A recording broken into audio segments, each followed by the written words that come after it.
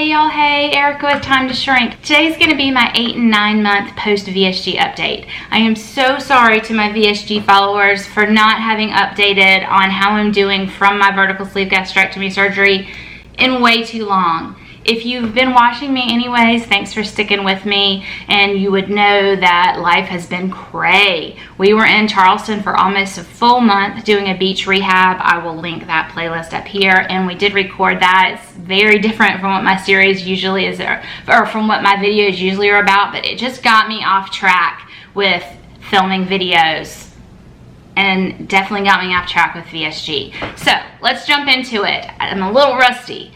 I had vertical sleeve gastrectomy surgery November 23rd, 2018 in Puerto Vallarta, Mexico with Dr. Hidalgo. It was an amazing experience. His team was amazing. I will link up above here my VSG surgical experience if you would like to check that out. If you're thinking about going to Mexico, Puerto Vallarta is paradise. So you get to recover in paradise, and the hospital and the staff were amazing. All right. My highest weight ever was back in May of 2018. I was at 270 pounds. At that point, I decided I was going to pursue vertical sleeve gastrectomy surgery, and I also started eating ketogenically. I have been eating a ketogenic lifestyle ever since, and I don't plan on ever stopping. But that high weight was 270. By the time I got to my surgery, I was 235 on the day of surgery in November 2018. And today I am right at 9 months post-op, and I am coming at you at 179 pounds. That's 91 pounds. 91 pounds down, y'all. Yes, we'll take it. I am here for it. My weight loss journey has been rather slow. I mean, you know, last May is when I started, and it's only 91 pounds down. A lot of people drop a lot more weight, but I don't care. I really don't. I stressed over not losing weight fast like crazy in the beginning, y'all. I stressed over it. I worried about it. I was like, am I not eating right? Am I not eating enough? Am I eating too little? Is it the carbs? Am I having too many? Is my food not clean enough? You get me. I was so stressed out. And then finally, the thing that I learned that has changed my journey completely is to freaking relax. If I'm making the next right choice, the next right loving choice for me, if I'm fueling my body with good choices at least 90% of the time, then I just need to relax. I need to step back. I need to trust the journey. I literally bought myself a bracelet that says, trust the journey, y'all. Yeah, literally bought a bracelet to kind of might tattoo it on my body, I don't know, but that has been my motto, trust the journey, and it is making a huge difference. So the weight has come off slow. It's very much slowed down since the 6 month mark. It's definitely come off slow for me. I think I've been losing the same 10 pounds for a good while now, but you know what? I don't even care. I do weigh myself most days. That's just something that I do. When I get up in the morning and go to the bathroom, I weigh, but I don't stress if it's up a pound or down a pound, or if it's been the same. I'm not stressing about it anymore. And I feel like that's made the world of difference in this journey for me. I feel good. I'm looking good, I'm losing weight, and that's good enough, y'all. I'm making the right decisions 90% of the time, probably 95% of the time. I'm eating a fully keto diet almost 100% of the time, and I'm happy with that. There are a couple things I did want to talk about. I wanted to be real and honest. This is not all roses. Like VSG surgery, it's not all roses. I didn't lose weight quickly. I haven't lost weight any more quickly with VSG than I did before VSG just doing keto. Should I have done VSG? I'm not real sure, y'all. Like, was it worth it? I don't know. I don't know, because I've had a lot of struggles after. I'm not losing weight fast, and even though I'm okay with that, was it worth doing it to my body? I've had a lot of struggles with throwing up. I had to have all these extensive tests done after the fact. I still have to eat very, very, very slowly, and things tend to get stuck and I throw them up. Had to have all this testing done through a GI office again. I have gastritis and esophagitis, which basically is from having heartburn all the time. I never had heartburn before my surgery, and it's become a really big issue for me. Actually, I after all the testing I had done through the GI, that was the diagnosis. And even with taking my Protonix, which is my proton pump inhibitor, my heartburn meds, in the morning and then taking a Zantac at night, even with all of that, I still officially have esophagitis and gastritis. And having that inflammation there all the time is not a healthy thing. Like, we've got to get it figured out. I cannot have inflammation in my esophagus or my stomach all the time. It could create an environment for an ulcer or even a cancer. Like, it is not good. So, you know, that freaks me out. It does freak me out. I have to say that in August, I took 3 weeks off of keto on purpose while we were out of town, because I have been keto this whole time, and I decided to give my body a break from keto.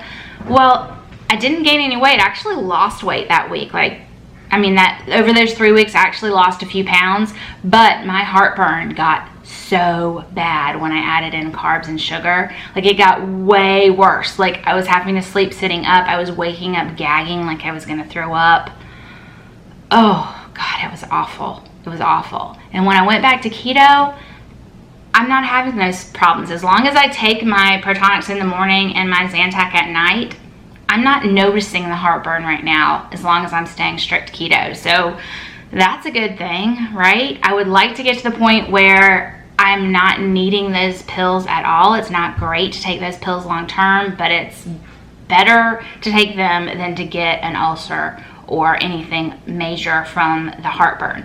After vertical sleeve gastrectomy surgery, because our stomach gets smaller, there's 2 things. It gets smaller, but it also gets higher pressure. The environment in your stomach, once it shrinks down to that small size and it doesn't have the part of the muscle that expands easily anymore, it becomes like this little pressure tube. So many, if not most, vertical sleeve gastrectomy patients after surgery will tend to fight heartburn. That's why they put almost everybody on a proton pump inhibitor such as Protonix for at least a few months. The other thing that happens is your stomach produces acid. That's just normal. We need it to produce acid to help break down our food. Well, our stomach after the surgery is still producing the amount of acid that it did when we had this big tummy, but our tummy's smaller. So not only is it this little pressure tube now that can force things up, it's also producing too much acid for the size of the stomach. Now, most people's bodies within 2 to 3 months, 6 months at the most, recalibrate and figure out that they don't need this. My body no longer needs that much acid in this small stomach and starts to produce less. And post-surgery, it is natural for the first 6 months or so to have a little bit of an inflammation level in your stomach. Just post-surgery, it's pretty normal, and it makes that extra pressure also. So that starts to get alleviated, and the combo means that you should not have heartburn anymore, and you should be able to come off of those medications. That is not the case for everybody. That is not the case for me. In extreme cases, when this keeps up at this level, sometimes they will have you do another surgery called a gastric bypass. If you're a VSG or if you're a weight loss surgery patient, you're familiar with that. That was one of the options up front. I don't want to do that. I don't want the malnutrition of that. I do take my vitamins, but I don't want the malnutrition factor of a gastric bypass. But if this keeps up, I may end up having to have that, not for weight loss, but to get rid of this extreme heartburn that is very not okay for your body long term. We can't live like this long term without creating major issues. So I'm really concerned about that, y'all. That is like my biggest concern.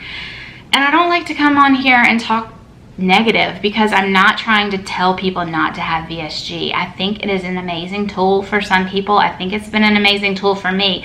I don't fully regret having vertical sleeve gastrectomy, but sometimes I do because of this. It's not been a good side effect for me, and I do have lots of chronic issues with inflammation in my body anyways. I have fibromyalgia and some other stuff, so probably shouldn't surprise me that I'm having more inflammatory issues in another area, you know, but